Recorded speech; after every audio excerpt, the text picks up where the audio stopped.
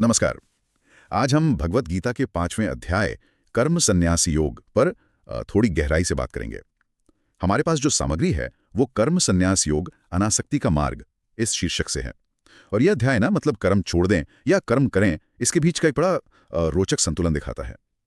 शुरू में ही दो रास्ते बताए गए हैं, एक संन्यास यानी सब काम छोड़ देना, और दूसरा कर्म योग मतलब बिना आसक्ति के अपना काम करते रहना। और यहाँ एक बहुत महत्वपूर्ण बात आती है। श्लोक 5.2 में श्री कृष्ण कहते हैं कि देखो, दोनों रास्ते मंजिल तक तो ले जाते हैं, मुक्ति तक, पर कर्मयोग ज्यादातर लोगों के लिए बेहतर है, श्रेष्ठ है और ज्यादा व्यवहारिक भी। ये बात अपने आप में काफी बड़ी है ना? मतलब आध्यात्मिक होने के लिए सब कुछ छोड़ना, घर बार छोड़ना, ये जरूरी नहीं है। हाँ बिल्कुल, और यही तो कर्मयोग की आप कह सकती हैं खूबसूरती है। वो आध्यात्मिकता को ना रोजमर्रा की जिंदगी से जोड़ देता है, उसे सिर्फ किसी जंगल या आश्रम तक सीमित नहीं रखता। सार इस बात में नहीं है कि आप काम क्या कर रहे हैं, बल्कि इसमें है कि उसे किस सोच के साथ, किस नजरिए से कर रहे हैं।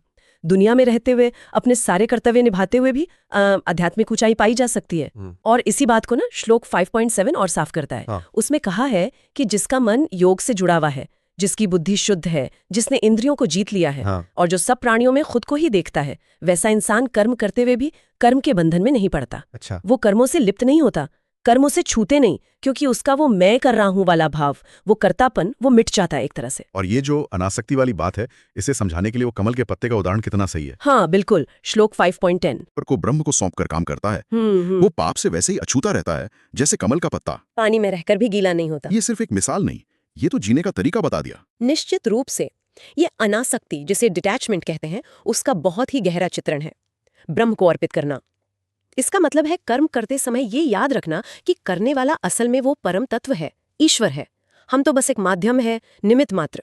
सही। और जब कर्म इस भावना से किए जाते हैं तो उनके नतीजे चाहे अच्छे हों या बुरे हों, वो इंसान को बांधते नहीं। यही कर्म बंधन से छूटने का राज है।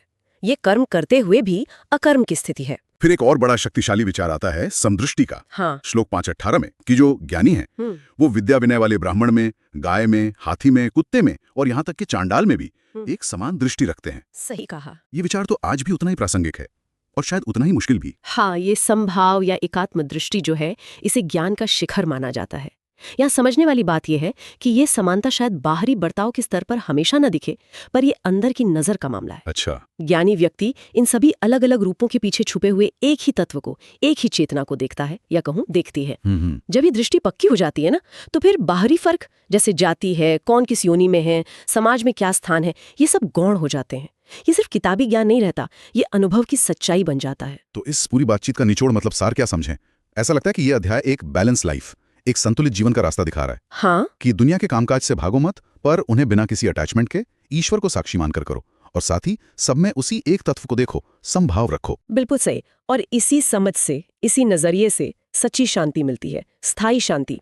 अध्याय के आखिर में वो श्लोक 5.29 में कृष्ण कहते हैं कि जब कोई ये जान लेता है कि सारे यज्ञों और तपस्याओं का भोक्ता, सारे लोकों का स्वामी और सब प्राणियों का सच्चा दोस्त हितैषी मैं ही हूं, यानी ईश्वरी है, तब उसे परम शांति मिलती है। मतलब शांति कहीं बाहर से नहीं आनी, वो इसी सही समझ में है। बिल्कुल। और यहीं से ना एक सोचने वाला सवाल उठता है जिस पे हमें विचार करना चाहिए। क्या?